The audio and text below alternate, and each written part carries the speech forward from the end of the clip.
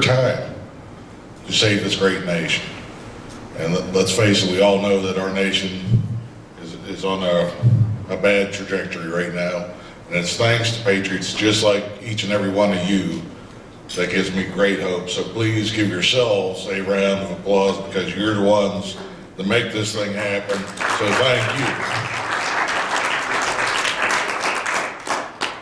And for the legislators here, thanks for coming out to hang out with this wonderful team here in Colorado.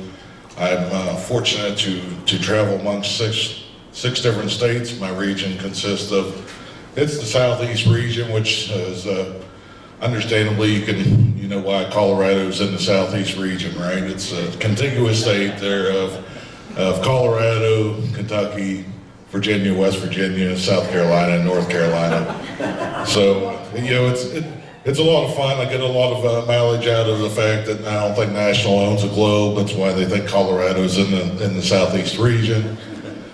But let me just say, before I get on to the topic that Maurice wants me to talk about, when I became the regional director for Colorado about 2 years ago, the changes that this team has made. 2 years ago, this event with this many people would not have happened. The growth, the leadership, the camaraderie that I see happening in Colorado is just absolutely amazing. And I wish all my states did as well as you did. I always tease the group, I say, you guys, you always find an excuse to get together. And what's important about that is you've heard an awful lot today about relationships, whether it's relationships with the legislators or relationships with ourselves. If we're going to be successful, we're going to build those relationships. The relationships only happen face to face. You don't build a relationship over an email. You don't build it over a phone call. And that's what is making this team, this amazing team, be so successful. So again, huge kudos to everybody and what you do for the cause. Now moving into, so what happens, before I get into what happens when you become a past state, who knows what the ultimate mission of Convention of States organization is? Raise your hand. I want to pick on you, Sean, since you're one of the newer ones. What's the ultimate mission of Convention of States? Well, what level of detail you want? To save the republic by putting some curbs on the federal government, restoring power to the people. Okay, that's part of it. Building a grassroots organization. Okay, yeah, you're getting real close. Convince our city legislature to endorse the petition. The application. That's part of it. An army of grassroots activists. Build the largest army of grassroots activists that have ever been formed. Why is that important?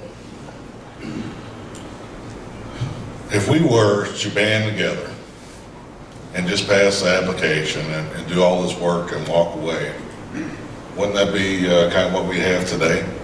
Isn't really the big problem that we have in our country today is the fact that we as a citizenry have quit engaging? Quit being engaged in the political process? That's really the problem, right? I mean, it's easy to blame the legislators, but bottom line, we as a people have disengaged ourselves. So that's why our mission, Convention of States' ultimate mission, is not just to pass the resolution in 34 states. Our mission is to build the largest army of grassroots citizen activists ever known. Because what happens after we pass the resolution is we have to maintain that. We have to maintain engagement at state and local levels. Otherwise, we'll have done all this work for naught. So that's why this is so important, that we understand truly what our mission is. So we passed the resolution, and it's going to happen. I have every faith that in Colorado, even with all the challenges that we face, that given what's happening here, we will pass the resolution in the next couple of years.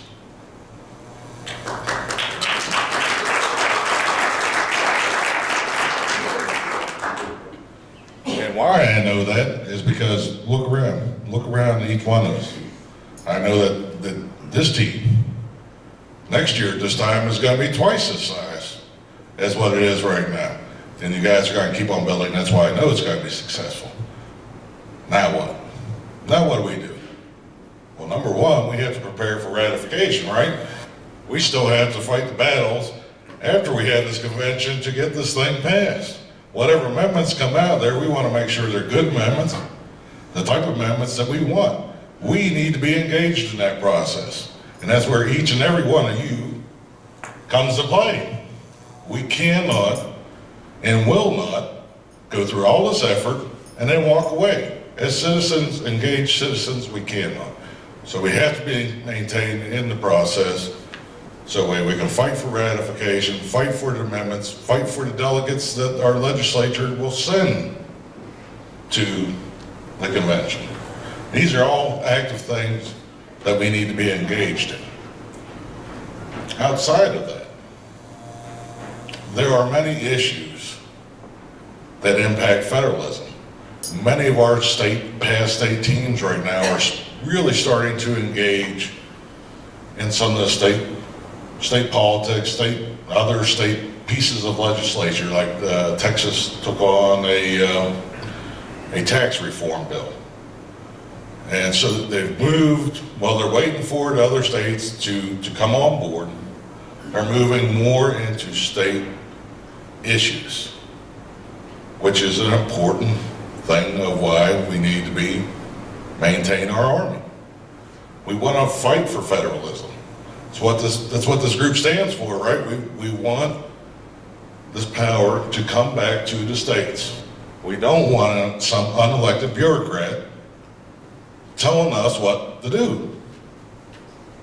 We want to have that control right here in our states and within our local municipalities. And the only way that happens is if we stay engaged in the fight even after we pass the resolution. So this is not a short-term commitment.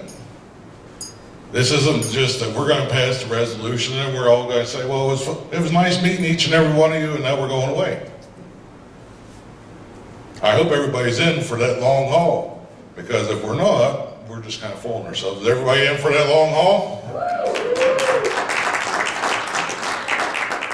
I'm going to close with this before I go into questions. One of the true honors outside of meeting the wonderful group, grassroots activists in this organization, was I've had the honor to travel with Lieutenant Colonel Allen West. Anybody know who Lieutenant Colonel Allen West is? Well, I will tell you, whatever you think of him as an individual, if you held him in high regard just like I did before I met him, he even exceeds whatever you could possibly think as a patriot and as an individual.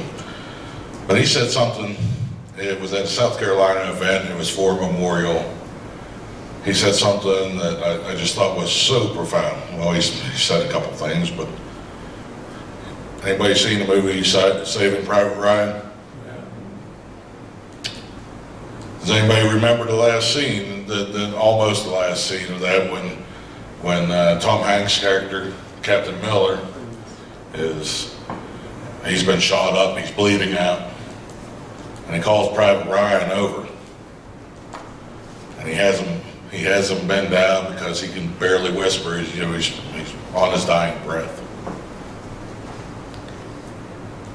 What were his words to Private Ryan? Earn this. Earn this. We, as citizens, have to earn what has been given to us.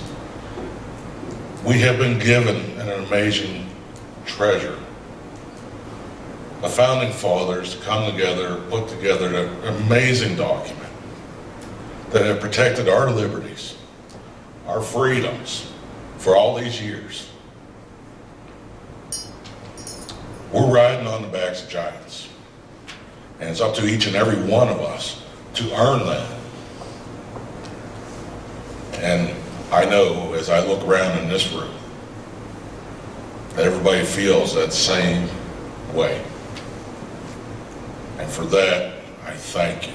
I know that my grandkids' future, which is why I got involved, is secure because of people just like you.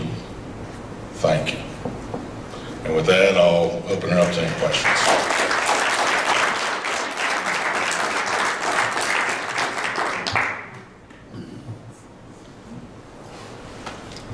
I have a real question about the delegates and how they're chosen. And who gets to influence that? How can we influence that?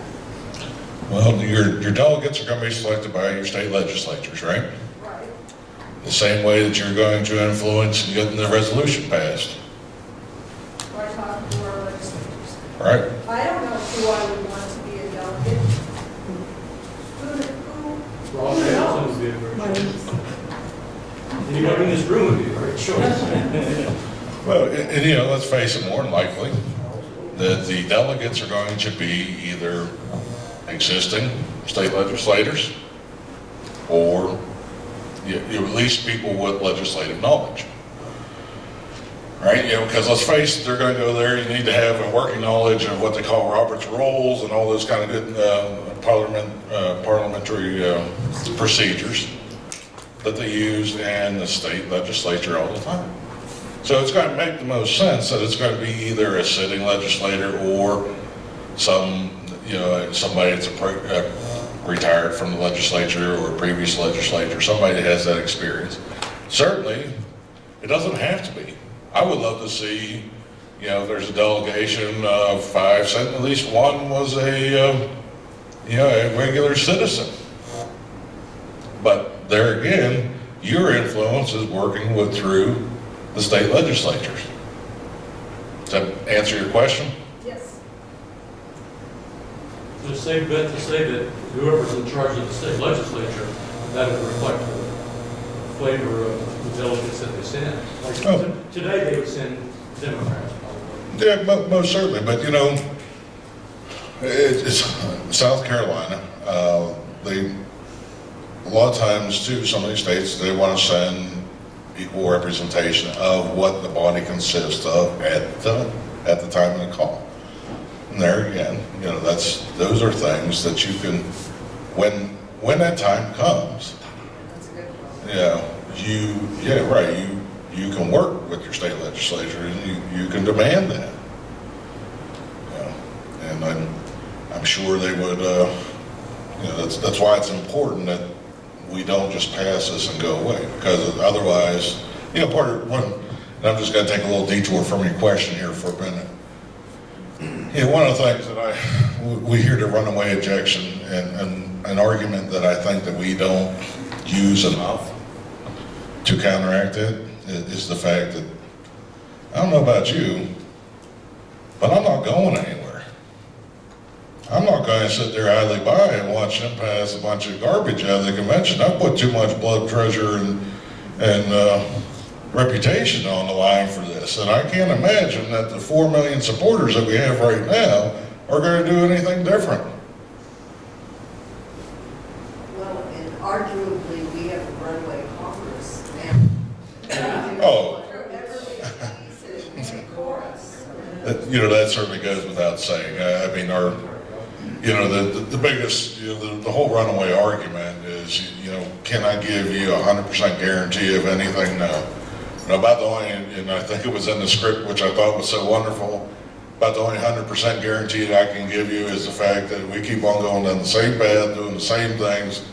I think, that's the definition of insanity. And I don't care what the administration is, what party, what affiliation, the federal government will grow.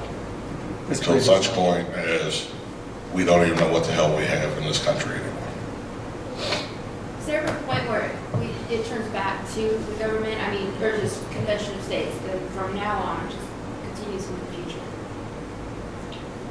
Okay, I guess I'm not. If it's passed in government, I'm sorry. Does it become a part of the Yeah. functioning government for that? Forever, yeah. I would hope it would. If there's Does what become part of the government? a convention of The states. convention of the states. Just, You're talking about the organization and the movement? No, the actual convention, once it's Yeah, held. having a convention of states on a regular This basis. is a term. Oh, yeah, is this a one and done? Well, I should have mentioned this too, and that, you know, certainly the first time that you have a convention, you know, I can't expect that there's going to be a whole lot controversial that's going to come out of that convention. Truth be told, I could be wrong. You know, I would love to see a clarification of the Commerce Clause to what it really was the original intent. I don't think that's going to happen in the first one. You know, so is there probably going to be subsequent needs? Sure. And then the other benefit about it, just think about the dialogue. When we get to 28 states that have passed, 28, 30 states, just think of the national dialogue that we're going to have. I mean, you know, the national media is not going to be able to ignore it. You know, just that in and of itself, not that I'm content with that, but if you just think about the dialogue, that is that much needed dialogue about what is the proper role of the federal government in this country we have not had in how many years. Boy, I was just listening to Dave Barton the other night, and there was a couple really disturbing things that he brought. And of course, we all know the condition of our country and the lack of knowledge on our government. How many, they've been doing polling of the general populace. Do you guys have a guesstimate of how many know the three branches of government percentage-wise? 10. Yeah. 25%. 24. Okay, that's pretty disheartening. You know what's worse? Now, I'm not clear whether it's state legislators or federal legislators. What do you think that percentage of legislators is? 30? 19? His numbers were, I can't remember whether it's 44 or 48%. That's actually encouraging. It's much, Is that encouraging? much I found that, I was like, oh my God, I can't I believe thought it was that. going to be. His group is going around and they're trying to get constitutional programs in the colleges, you know, educational programs in colleges and high schools. They're using a book right now that was from 1823 that was intended for the elementary school. That's the slide that we've had in our education and knowledge of our government today. So I don't want to get on. Kind of back on something I heard just a minute ago. Reading the convention Article 5 book that is available free. One of the things that he pointed out was that when we got rid of prohibition, there was a convention of states building to, I mean, they were down to the point, I think, of renting the hall and printing ballots and whatever, when suddenly Congress in D.C. raised their heads up and said, hey, what's this very popular thing happening? We should be doing that instead. Congress did it, but only because there was a convention of states breathing down their necks. And Same thing with 17. 17, and then, you know, I have no doubt that'll happen again. But, you know, the problem is Congress is, they're going to water it down as best as they possibly can, and, you know, we can't stand for that. We can't build, you know, we can't build a movement and then just let them hijack it like that. How much time do I have, Maurice, or am I? You have 1 minute to answer my question. Okay. Time's up. Well, listen, really, everybody should feel free. Everybody should feel free to hang out after we adjourn and chat with Grant. He's not going anywhere until tomorrow morning when he gets on a plane. So he has plenty of time this afternoon. I'm committing your time, Grant. Thank you for your. I'm used to that. You know, Okay. Well, I like to make sure he knows who's in charge. But before we go to the next panel, I wanted to ask you a question that's kind of a segue to the next panel, because I think next Gloria has a panel of district captains. Is that correct, Gloria? Okay. And so before that, I want to ask you, one of the principal jobs of a district captain is to establish a relationship with the legislator from that district. And of course, we're organized around House districts, not Senate districts, so we have to match people up with the senators as well as the members of the House. And that's not with the expectation that we'll get every member of the legislature to support us. That's unrealistic. But it's primarily for the purpose of making sure that they're educated, they have resources, that we make the resources available, et cetera. And you've been in all kinds of roles in this organization, starting from a volunteer, I believe, and up through district captain and regional captain and state director and so forth. So what are your tips to our district captains about how to go about that job? So it's intimidating to some people. One reason that we had the panel of legislators today was to open people's eyes to how accessible their legislators are. Just because they don't answer the first email you send because it goes into a spam folder doesn't mean they don't want to be accessible. They all want to be accessible to their constituents. And that's regardless of party. It's regardless of political leanings. So what's been your experience with how to do that successfully? That's a wonderful question, and I think first and foremost is realize they're just people.